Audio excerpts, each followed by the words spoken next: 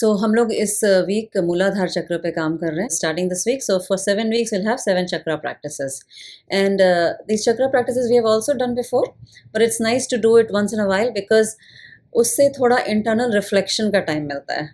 तो मूलाधार चक्र is basically representing security and safety. और अगर फियर रहता है so it's because your bases are not clear, like you have some fear, तो मूलाधार चक्र is not balanced ऐसा बोलते हैं. Fear is a tamasic tendency, you have to understand, it's a tamas inside.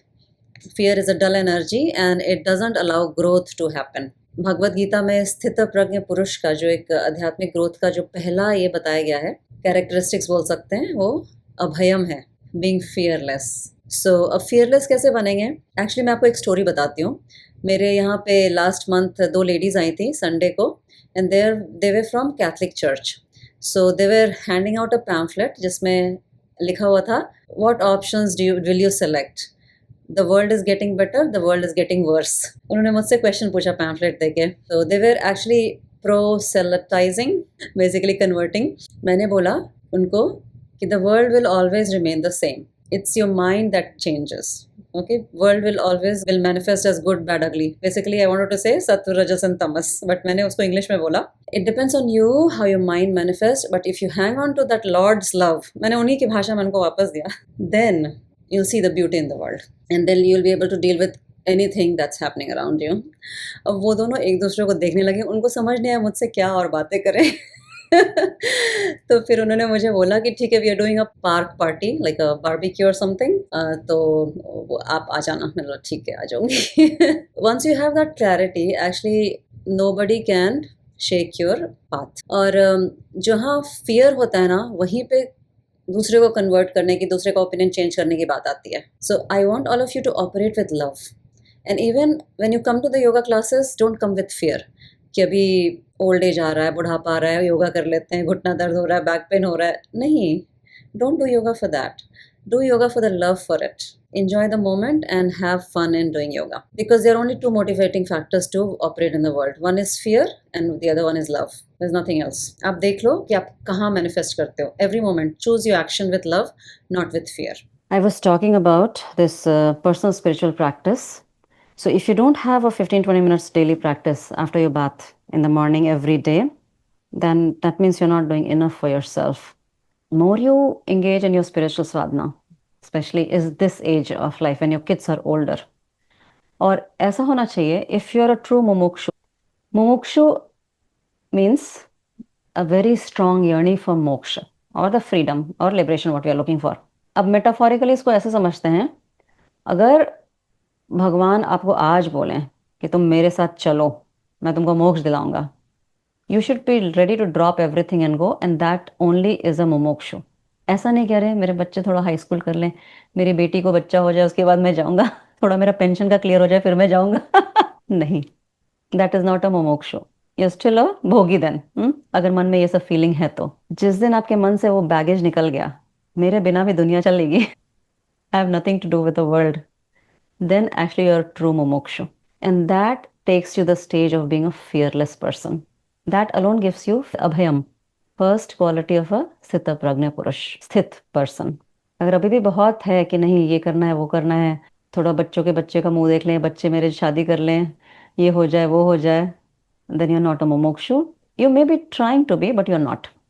तो वो ध्यान रखना है कि हम किस स्टेज पे हैं.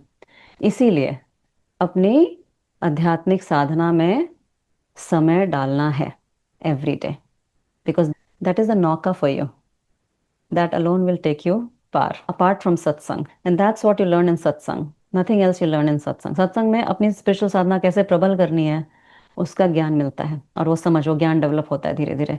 बिकॉज तत्वमसि, यू आर दैट. अभी आप संस्कृत पढ़ रहे हैं, द गुरु डिड नॉट से तत्वम भविष्यति, यू विल बिकम दैट. नहीं, तत्वम असि मतलब present tense, you are that. But you का मतलब समझना है ना, उसका अर्थ समझना है कि you, what is you. That's why तत्वोत peels one layer at the time.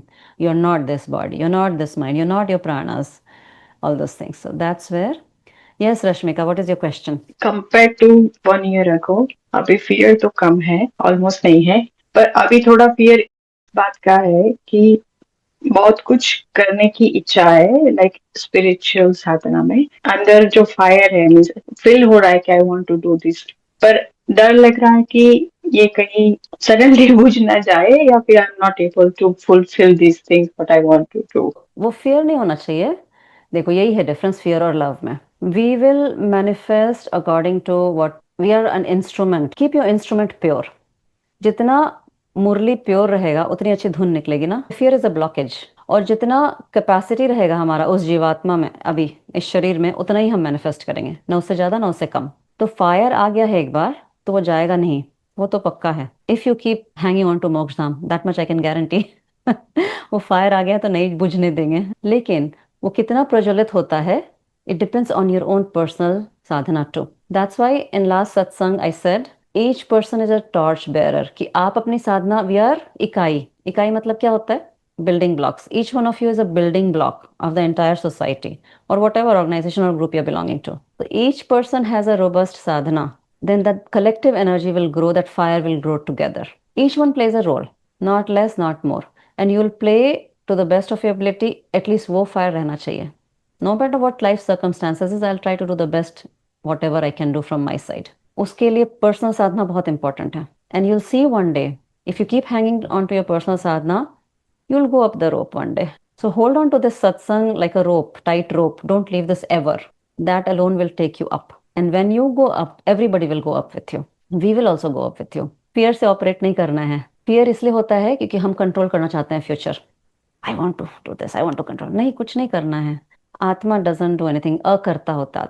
प्रकृति क्रियमाणानि गुण कर्म सर्वशः। तुम्हारे जो गुण मैनिफेस्ट हो रहे हैं, सत्व रजस और तमस, उससे थ्रू सब मैनिफेस्ट हो रहा है।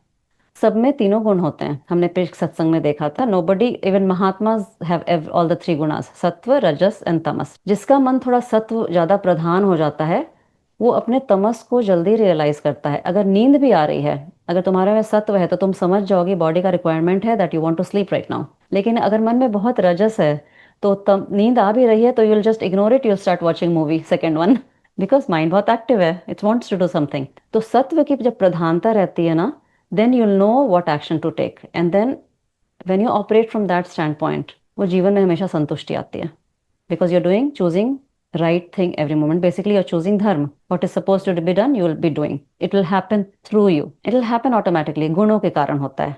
Again, how to practice to overcome this fear? तुम अपने आप से एक प्रश्न पूछो, who is getting this fear? You're observing your fear, you're the observer of a fear too ना। You're not a fear. It's a vritti happening in the mind. It's like a black cloud over the sun. Atma is like the sun shining. The black cloud has come. But that doesn't mean that sun is not shining behind it. If you're intelligent or you're an adult, you know that sun is shining behind, right? Atma is sarvatra, always present. It's just that let the black cloud pass away. Fear को जाने दो, fear को observe करो। हाँ बेटा fear आ जा, मुझे क्या, mind में आ रहा है ना, अनित्य पे क्यों जाना है? Fear is a vritti of the mind. मुझे क्या, कानू की। माइंड को जो हैवक क्रिएट करना है करने दो। I am still an observer of the mind. I know my mind is very sad today, ऐसा भी हो सकता है कभी, है ना, होने दो sad. Let's see how long my mind can be sad. या फिर my mind is so angry today on that person. Okay my mind, you want to be angry on that person, do it. At least दमा करो, जाके थप्पड़ नहीं मारो उसको। तो वो धीरे धीरे क्षमा भी आ जाएगा। बट फियर इज अ तमस, याद रखना, it will pull you down. It has a lethargic tendency. Fear will pull you down. But you can also use your fear in a positive way. You can use all your विकार in a positive way. मतलब और साधना प्रबल कर दो। एक माला जप करते हो 2 माला कर दो, भगवान जी बचा लो। और रस्सी को जोर से पकड़ लो। बच्चा जब डरता है तो भी माँ से ही चिपकता है, माँ डांटती है तो भी माँ से ही चिपकता है ना। माँ डांटती है फिर भी माँ से जाके चिपकता है ना। टॉडलर्स माँ से भागता नहीं है और माँ से जोर से चिपक जाता है। माँ जितना डांटे और चिपक फिर और चिपक जाओ भगवान से जाके और साधना करो। भगवान जी बोलेंगे छोड़ते ही नहीं है तो चलो इसको हम पकड़ लेते। फिर जब माँ पकड़ लेती है तो बच्चा सो भी जाए ऐसे लटक जाता है। बच्चे को थोड़ी ना कोई चिंता रहती है। तो बस एक बार भगवान पकड़ ले तो कोई चिंता नहीं, ऐसे छोड़ दो सब कुछ, है ना, बिंदास। वही हो जाता है। वो ब्रह्मन महर्षि का गाना जो था इतनवा, वो पता नहीं क्या तमिल लिरिक्स है, but carrying luggage on the head while you are travelling on train, मुझे बहुत अच्छा लगता है वो वाला भजन। It just calms you down. तो यही है फियर का बेस, यही है, इट्स बेसलेस, इट्स अनित्य। और कुछ प्रश्न किसी को? जस्ट वांट टू से कि रश्मिका जी को डरने की जरूरत नहीं है क्योंकि उनमें बहुत श्रद्धा है और हर क्लास आ जाती हैं। She is the first one usually to come to the class, और उस दिन 2 दिन ड्राइविंग करते हुए भी शी अटेंडेड द क्लासेस। तो उनका मुमुक्षुत्व काफी स्ट्रांग है, तो उतनी डरने की जरूरत नहीं है। हाँ बिल्कुल सही, she is becoming fearless gradually, I can see that. All right, शुभ रात्रि सभी को।